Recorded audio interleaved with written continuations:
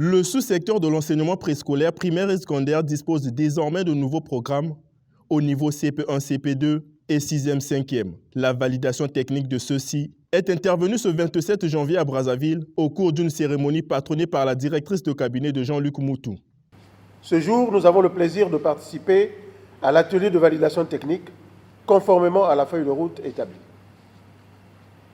Il s'agit pour les différentes commissions de présenter aux autorités ministérielles le fruit de leur travail. C'est une phase qui précède la validation nationale où d'autres sachants seront invités pour s'exprimer sur la qualité de ces programmes. Ces nouveaux outils sont l'œuvre du programme d'appui à l'amélioration du système éducatif PRACED en abrégé, un programme soutenu par la Banque mondiale. Les nouveaux programmes, guides pédagogiques et cahiers d'activité des classes de CP1 et CP2 pour le primaire et 6e et 5e pour le collège sont déjà utilisés dans les classes depuis la rentrée scolaire 2022-2023. Après cette étape, les activités de réécriture des programmes éducatifs et guides pédagogiques des classes restantes s'est poursuivie selon la feuille de route établie par le consultant international.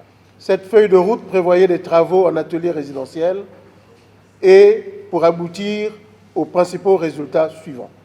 Élaboration et codification de toute matrice des programmes éducatifs des classes restantes. Ajustement de tous les programmes et écriture des guides pédagogiques. À ce jour, tous les programmes éducatifs des classes restantes ont été rédigés et doivent faire l'objet d'une prévalidation avant leur mise à l'essai dans les établissements scolaires. En ce qui concerne les classes de 4e et 3e, cette phase de réforme des programmes est actuellement en période d'essai dans les établissements scolaires. Je me réjouis que les programmes des classes de CE1, CE2, CM1, CM2, 4e et 3e soient rédigés et disponibles pour leur mise à l'essai dans quelques établissements scolaires de la République. Cette phase de mise à l'essai nécessite une validation technique et c'est l'objet de notre rencontre aujourd'hui.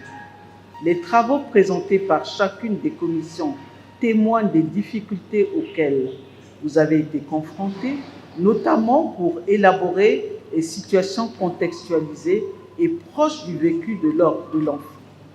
Aussi, voudrais-je vous assurer que ces résultats convaincants sont un gage pour vous encourager à tester les programmes révisés dans quelques établissements scolaires.